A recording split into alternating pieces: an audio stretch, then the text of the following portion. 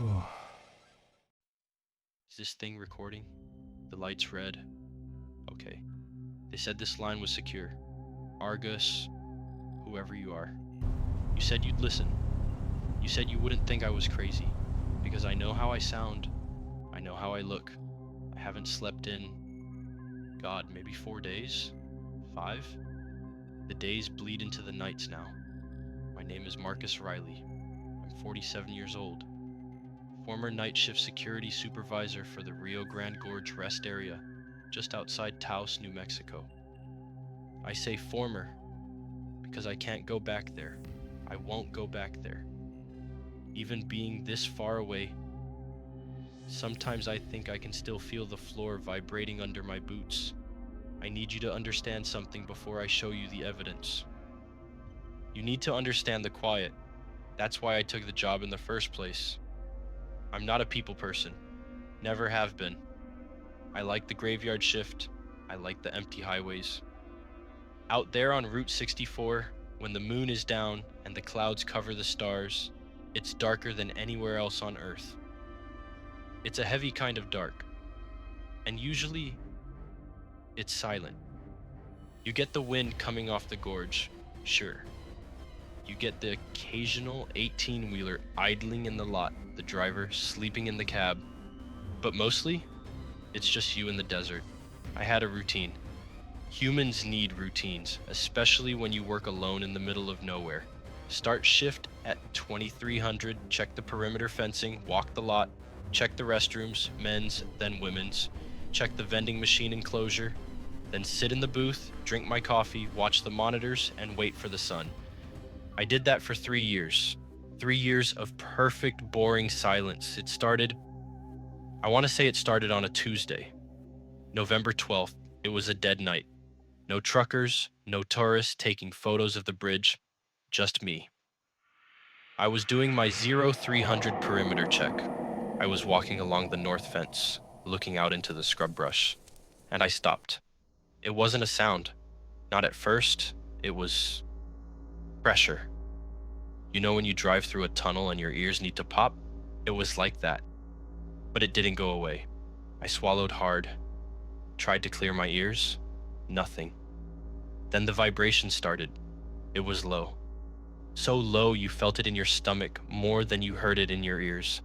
Like a diesel engine idling a mile away. I checked the lot, empty. I checked the highway, no headlights in either direction for miles. I thought maybe it was the generator behind the maintenance shed. I walked over there, put my hand on the casing. Cold. It wasn't running. But the sound, the hum, it was getting louder. It wasn't coming from the shed. It wasn't coming from the road. It felt like it was coming from everywhere. Like the air itself was grinding its teeth. That first night, I chalked it up to fatigue, maybe high blood pressure. I went home at 7 o'clock, took 2 aspirin, and passed out. But when I woke up, my teeth hurt. My jaw ached like I'd been clenching it for hours. The second night is when I knew something was wrong. Real wrong. I need you to look at this file I'm sending over. This is hard for me to watch, but you need to see it. It's a video from my phone. It's labeled evidence_01_restroom.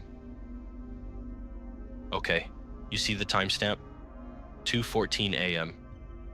I'm inside the men's restroom at the rest stop. It's fluorescent light, ugly tile, standard stuff. But look at the sink. The second one from the left. I left the tap dripping just a little bit. Watch the water in the basin. Right there. You see that? That is not a normal ripple. Water ripples outward in circles. But look at the surface of that water. It's jumping. It's shivering. The water is creating this grid pattern and these tiny geometric spikes dancing on the surface. That's standing water reacting to an ultra low frequency. And if you turn the volume all the way up, I mean max it out, listen past the buzz of the overhead lights. There. Do you hear that? It sounds like a drone, all right? But it's not steady. It breathes.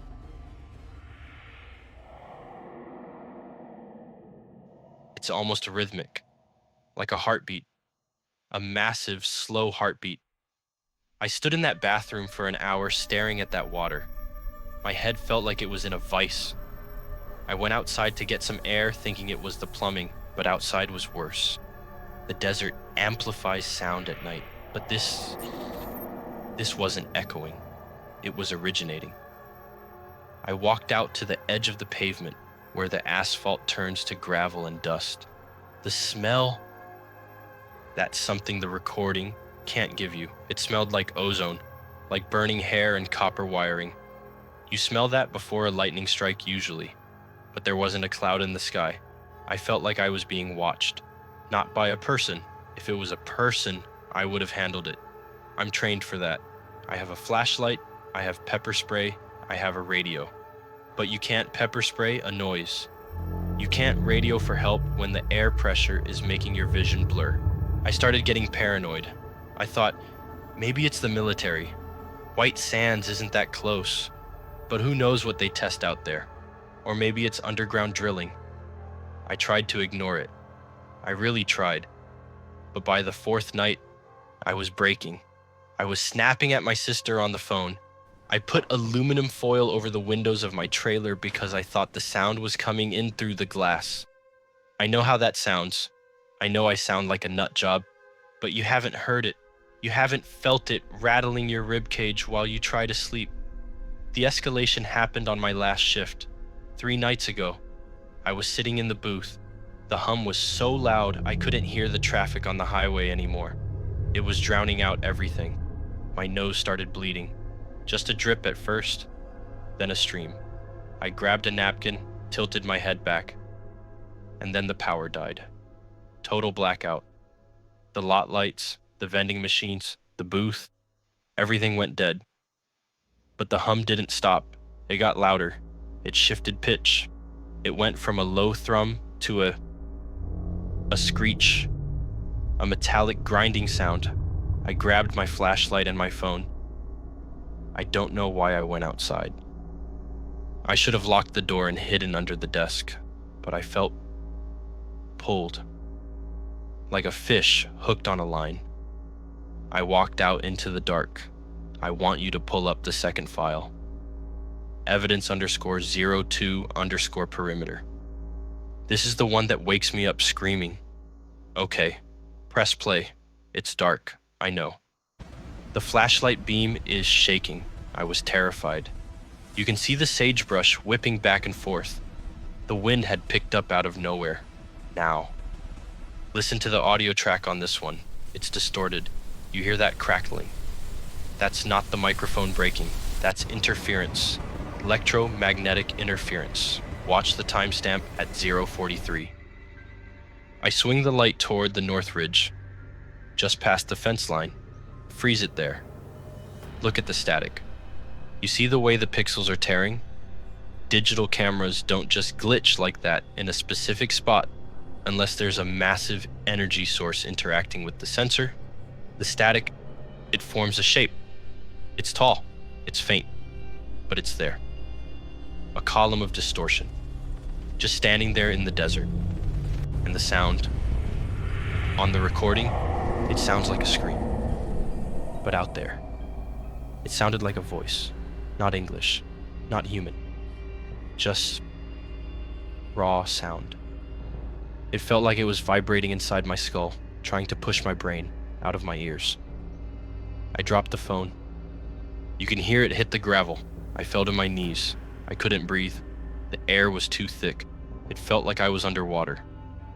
I literally crawled back to my truck. I didn't look back. I just drove. I drove 80 miles an hour all the way to Santa Fe. I quit the next morning, left a voicemail, told them I was sick. I'm staying at my cousin's place now. It's 300 miles away. It's a city. There's traffic, sirens, people yelling. It's noisy. I love the noise. I need the noise. But last night, I was lying in bed. The house was quiet, and I heard it. Faint, distant, but unmistakably the same.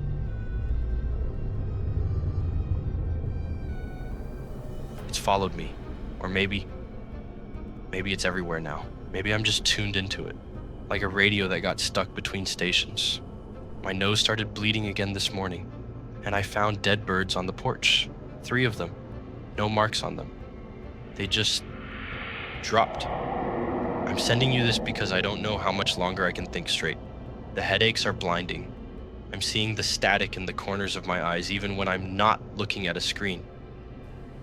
If you go to Taos, if you go to that rest stop, don't go at night.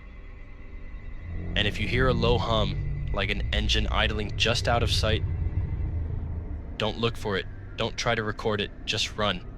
Because once you hear it, it knows you're listening. My name is Marcus Reilly, and this is the truth.